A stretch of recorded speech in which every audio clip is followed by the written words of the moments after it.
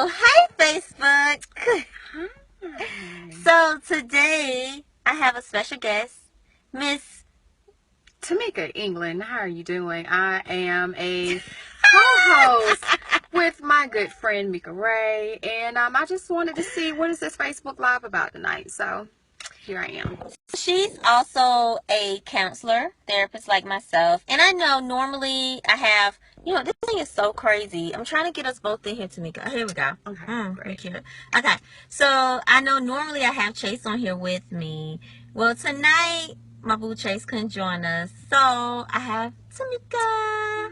And we are heading out to dinner, so that's why it took me so long to get on. I had said that I was coming at 8 o'clock. No, first 7 o'clock, then 8 o'clock, and then 8:15. But here I am, so I'm sorry.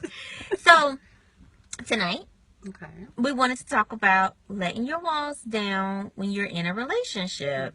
And I want you guys to post your questions, your comments, so we can address them during this show. Okay, get together. How to get together. Okay. What did you want to say before I start? I think letting your walls down to get to know someone is difficult. I think that you want to know that the person that you're selecting to be vulnerable to is a good person, and I think even from in my personal experiences, that's been a challenge. So yeah, yeah, I know for me, it's been a real big challenge for me. I find it really hard to open up to people, to make new friends. I'm going to talk about 3 different things: making new friends, being in a relationship, and then pursuing your dreams and your goals, like trusting someone to pursue your dreams and goals. And for me, hi, is it Danae? Did I say that right? I need you to be messing up people's names. I know, I'm trying not to. Are you gonna tell me if I'm right or wrong, Danae? Or Denise? Or you can say Miss Westbrook. Miss Westbrook? I butchered some names. Y'all have to let me know if I'm right or wrong. But this is something that I've been challenging myself to do this year.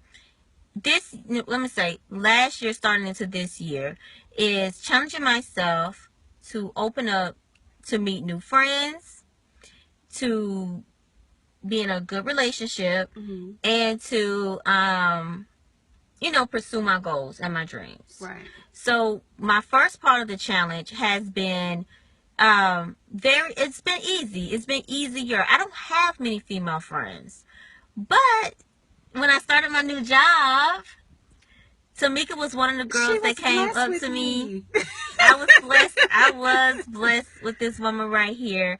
And I really opened up myself, and I allowed myself to get to know her, to tell her who I am, to learn who she is. And we've been like sisters ever since. Yeah. And it's been wonderful. Also, it's Denise without the S, so Denise. Is that right? I hope so. Okay. And let me see. Someone said, how do you know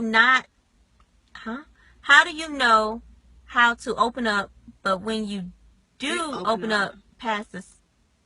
So, are you asking how do you know when it's the appropriate time to bypass the surface conversations? Is that what you're asking? That is a good question, because a lot of people, when they're dating, they stay surface. They're not saying too much. They're not telling what's going on, who they really are. How soon do you think they should get past the surface? I think it's different for everyone. I think that when I meet people, I don't talk randomly to people, so I will only entertain people that I feel like I have a genuine connection with. So for me, I play off that other person's vibe. If say like a couple of the people that I've met, it really wasn't a lot of surface. I mean, we really got into like the meat of like serious topics, because we're at the age where we want to get married, we want to have children, we're professionals. So there really wasn't a lot of surface chatter. I mean, we just really got straight to it, because at this point I know what I want. So I think that's a very good point, that you have to know what you want and what you need. AJ, I think that's a great question, because I think a lot of people, when they're dating somebody, or even when they're being friends with somebody, it's like, we're going to talk about the weather. We're going to talk about how old we are. We're going to talk about, do you have kids? We're going to talk about your mama. But those are things that you cannot just talk about and expect to get to know someone or expect that person to know you. If we don't have a certain level of just even like a tiny bit of trust for someone, then we're going to find it really hard to even get past the surface level. Do you agree? I mean, I agree. And I think that you just have to get to a point where you're comfortable with yourself. And then, if you come to meet someone who can't handle their honesty and, your real life, then, obviously, that's someone that you don't need to be entertaining. So I would just bypass them altogether. I think that's a good thing. I think that if you have to go by your instincts too. Yeah, I mean that's all you can do. And I mean, and I always pride myself on bringing my full authentic self to the table. And if someone is, insecure, uncomfortable, because I am a strong-willed woman, I know what I want, I know what I don't want. And if it's not right, I'm gonna tell you. I mean, and then that just lets me know there's not gonna be too much conversation after that. So I'm completely fine with just moving on. This is how I had to do, and I can tell you now, I've never been the type of person that will allow myself to let go in any relationship, period. And for some reason, when I met Chase, we were friends. So we've been friends for at least a year or so before we even decided, to be in any type of whatever we're doing. To be serious. To decide to pursue something more than friendship. Yeah, to decide to pursue something more than friendship. Okay. So for me, what her outgoing nature allowed me to be outgoing. I've never been an outgoing person. I've never allowed myself to open up to other people, to enjoy different things. It's like, I know what I know and I know what works for me, and this is all that I'm going to do. I refuse to go, get into nature, to get dirty. I'm not cooking and I ain't cleaning. I ain't doing none of that. I'm not doing any of that stuff. However, I had to start letting go and allowing myself to experience new things. Yeah. And it's been amazing. Like, I've learned that I like the outdoors now. And I like bike riding. And I like, going and playing in the water. And, okay, Denise, have a good time at the movies. Enjoy your movie. Thank you for... enjoy your movie. Thank you for tuning in. But I allowed myself to let go. And now I'm finding myself cooking. And then I'm cooking like real stuff, Tamika. Like real food. Real food, girl. I'm not just cooking rice and baked chicken and green beans. She's getting out that box, out them processed foods. I'm getting all the way out them processed foods, girl. So natural. I'm exercising now. I ain't never really exercised. Well, look at that. It's just like, it's so amazing how much that I was able to open up to someone, and I learned so much about me. I'm learning about myself more and more every day. It is so amazing. Thank you, girl. Trying. And the 90-day plan. Okay, hang on. Let me see. Deidre said 90 days plan might work. You start building a relationship. I do believe in a 90-day plan. Actually, I believe in 6 months. What's the 90-day? 90 days is no sex. It's just really genuinely getting to know the person. Correct me if I'm wrong, Deidre, but that's what I said the 90-day plan is. Okay. I say 6 months, no sex, building okay.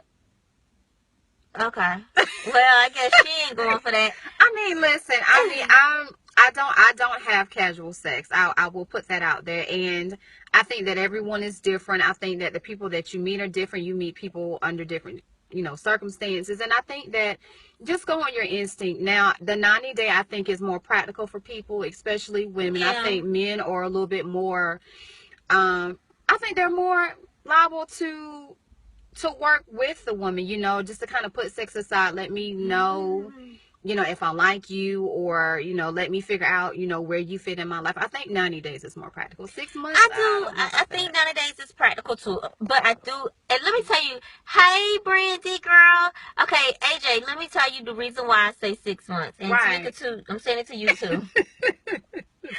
It's hard. What I'm saying is this.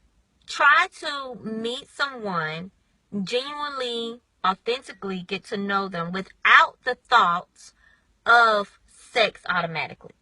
Do you know what I mean? So it's like, in your head you may say, oh, I'm not gonna have sex with this person for 90 days, 6 months, or whatever.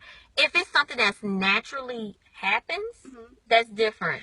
But some people go to the clubs. Hi, girl. Some people go to the club and they're like, oh, she bad. He hot. Oh, I'm gonna fuck him tonight. Y'all know I cuss, so sorry. But I'm gonna have sex with him tonight. I think what the issue is that when you're getting to know someone, just take it off the table. If you don't fixate on it, if you're not thinking about it every time you see this person and you're genuinely interested in the person, then you waiting that time is really not going to be an issue because you're so captivated about that person and spending time with them and being in their personal space. So if you don't fixate on it, I don't think it'll be a problem. Love it. See, that's what I mean. Don't fixate on the idea of sex. Yeah. Because let me tell y'all what happened. You go, the person is cute, the person is sexy, you have sex with them. And it's not good or they're horrible. Well, that's not the point I was making. But okay. however, that's true. It could be not good. It could be horrible. However, you can have sex with him and the sex can be really, really good. But then, maybe 2 weeks down the line, you start to realize that this person is abusive in some way. Or this person is financially irresponsible. Or you get off track of what you and that person were trying to build initially. Right. And then you say, but you know what? As soon as he or she come around and they're like, girl, let me kiss up on that neck a little bit. Then y'all gonna fall in the bed and you're gonna forgive them for their bad habits. So she said, so you openly agree to take it off the table, or is this something you decide in your own head? I think for me, I take sex when I'm meeting someone that I'm genuinely interested in. I take it off the table because I don't want something like that to throw me off of my intentions for truly getting to know that person. So and sex brings loving feelings that are not necessarily true for the relationship in that moment. It makes it complicated for no reason. Right. It makes it very complicated because now you having good sex, you equate that good sex with love or trust.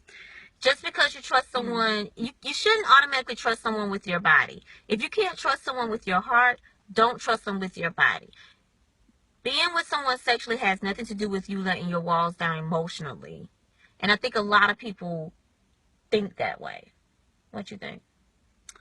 I think that in order for me to be intimate with someone, that means I would have to let my guard down. That means that I would have to be vulnerable to that person. So I can't co-sign on that one. Well, don't. It's okay. You can be devil's advocate.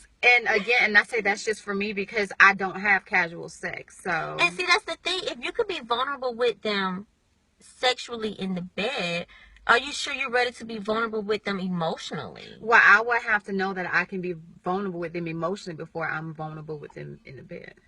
But how soon do you know you can be vulnerable with somebody emotionally? Because to me, it takes a lot of time. Like, I can't just open up to you and be emotionally vulnerable to you if I don't feel like, if I don't know you. I don't know. And again, that's why I said just take it off the table. I just think that, it's different for everyone. And first of all, when you're meeting people, you have to determine if you and that person are seeking the same things. And if you and this person have a great chemistry and you two are really wanting to invest in each other, and if you end up having sex before that 6-month time frame, then it is what it is. Yeah, now I do say that too. It is what it is. If you have sex before, then you just have sex before then. I just want you to make sure you know what can happen emotionally. If you're not emotionally ready to be with that person in a relationship or to give yourself to that individual, then I don't think that you should be sleeping with that person, because now you open up your body, your world to something that you're not necessarily ready for. I agree. Yeah. Just take your time. And if this person ends up being someone that you really want to spend time with, then you have your whole relationship to have. And Deidre, let me tell you something, girl. I understand what you're saying. Now, you hold out for 90 days and it's not good sex, and it's just not good sex. However, teach her. Yeah, teach her or him. Yeah. Because the thing is this, I would rather connect with you emotionally first, because I can teach you how to have good sex with me. I'm gonna teach your ass anyway, cause you don't know how to please me yet, you know. That's fair. That's fair. Yeah. That's So fair. if I'm doing good with you on an emotional standpoint, it's easier to teach you to have great sex with me. It's harder to teach you to be emotionally responsible for me. Okay. You know what I mean? I can dig that. You could dig that. I can dig See, that. I have some little jewels for y'all every now and again. That's why I do what I do. Okay, I see you. Okay, let's read what people are saying. Okay, Deidre said, I don't know about all that. Okay, I did read yours, Deidre. Okay. And then Mary said, it takes time, but I agree. Sex should be off the table in the beginning so that you truly can get to know each other fully. And I agree. And let me tell you something else, AJ, that you mentioned earlier about how honest do you be with somebody in the beginning. I wouldn't say, oh, I need to tell you how much money I make. I need to tell you that, you know, all this high-end stuff, how bougie I am. I don't know how to put it, because you don't want to intimidate the person. You also don't want the person to start being something that they're not in order to impress you. Okay. So you want to always be careful of some of the things that you say, but some of the 5 things that you definitely need to talk about are, do you want a family one day? Are you looking for a long-term relationship? I think, and it's also important to discuss your past experiences, so you know you and that person can be aware of what triggers or what may, you know, bring up some feelings that, you know, haven't been dealt with. So I mean, I think that that's a good thing to discuss. I think that, you know, for one, you two, I mean, you know, 2 people need to discuss what they want in a relationship, right? What exactly are they looking for, exactly, what their time frame, because I think that, you know, by us being a little bit older and, you know, wanting children, what are your career goals? Where do you see yourself settling? You know, are you going to be relocating? And I mean, just those things that you just need to know. Those are things that you need to be opening up about in the beginning. Yeah. But as far as like, oh, I make this amount of money, I'm a neurosurgeon, I'm this and I'm that, then you're going to get somebody to either you're going to intimidate the person, or maybe y'all on the same page and it's cool, or this person now is going to try to be who they think you want them to be. And you don't want anyone to do that. You want someone to be genuine and authentic with you from the beginning. So talking about those things, such as what I name and what Tamika named, are very good starting points for when you're meeting someone. And let me make sure I'm reading everybody's stuff. Okay, AJ says, sex and intimacy emotionally are 2 different things. I can do casual sex. However, if that is all you want, then that is all one gets. No secrets, desires, or intimacy is put forth. AJ, I don't mind casual sex. However, I caution women against this casual sex thing, because a lot of people say that I'm not going to develop feelings. I'm not going to develop feelings. It's a trap. It's but a trap. It happens because at the end of the day, we are emotional creatures, and we feel what we feel. We feel what we feel. We feel what we feel. So it's very hard to say. It's like you can meet someone and maybe all you like about them are their physical features, and you're sexually attracted to them. But what if you start spending time with this person? You get to know this person a little bit. Then you're like, oh, okay. I kind of want you around a little bit longer. Look, boo status. Right, boo status. But here they are in their mind. They're thinking, nope, chick, I just came here to sex. And that's it. Yeah. But you're like, but now I like some of your qualities. I didn't think I was going to like those things before. And I think even with, if you're looking for a relationship, I think that just establishing those boundaries, if you don't want to be in a casual relationship, don't put yourself in a position where it could potentially turn into one. I love that. Don't put yourself in a position where it could turn into what? Where it can potentially turn into a casual relationship. Oh yeah, where it potentially can turn into a casual relationship, because you know when you know when you just having sex with somebody, you know. Okay, Angela says most women think they can be emotionally removed from the sex they have. However, I think they find it much more difficult than that. And I agree. Yeah, women do. Yes. I think women do. We all go through that stage. I've been through that stage. I ain't gonna lie. I've been there. And then, y'all know I don't lie. Okay. Some women seek intimacy and connection through sex when intimacy and connection has nothing to do with sex. Oh my gosh. I love that you said that, because people don't know the difference between sexual intimacy and just intimacy as in bonding, getting to know someone. I have an intimate relationship with Tamika. We're not sexual. I ain't attracted to her. She's not attracted to me. But we have an intimate relationship because we spend a lot of time together. We talk about a lot of intimate things, details, and stuff that I probably wouldn't tell a lot of people. So we have an intimate relationship. Mm-hmm. So you can build intimate relationships with anyone. Right. And it doesn't have to be sexual. Mm-hmm. And we do get it confused. Because we think, oh man, I had some good sex tonight, girl. He was looking all in my eyes, girl. And now we're like, yup. Girl, he loved me. That ain't true. He was just looking, right. He was just looking in your eyes because it was in the heat of the moment and it felt good to him. That's but it doesn't mean he have feelings for you. That's all. Don't be that person. You have relations with this person, man, woman, whoever, and then you're having relations, and then you look in each other in the eyes, and all of a sudden you know what, I love you, and I'm just really liking the way this is going. Don't set yourself up for failure. Don't do it. Be cautious. That's right. Be cautious. Okay, AJ said, oh my God, you hit it. They did just become where I wanted, not who they were. True. So yes, stop falling for people's potential. Take the time to see who they are. Been there. Okay. Well, don't fall for people's potential. And then don't allow people to... Excuse me. Sorry, I had to burp. Okay. Don't allow people to... Don't scare somebody so much that they're trying to be who you think they should be, because they will do it. A person will do it in a minute. If they like you a lot, they're gonna make themselves fit exactly what you say you wanted, you needed, and then when they can't hold up to it, then they're gonna resent you, and then you're gonna resent them, and it's just gonna be a horrible relationship. So, let me see. Mary says, I've always felt like speaking on past relationships just slows someone to try to change themselves. Okay, I get what you're saying. It's kind of, oh, hang on. They hear everything that you said you don't like, so they alter themselves just to get to you. You know what? That is true, too. And I can say I've been there. You know, I've been in a place where one of my exes was like, you know what? My ex was a gourmet cook, and she cooked and she cleaned. She made five-course meals all day, and she worked a 8-hour job. And I'm like, well, hell, am I supposed to be making 5-course meals and I work an 8-hour job? I don't get home in time to make a 5-course meal, first off.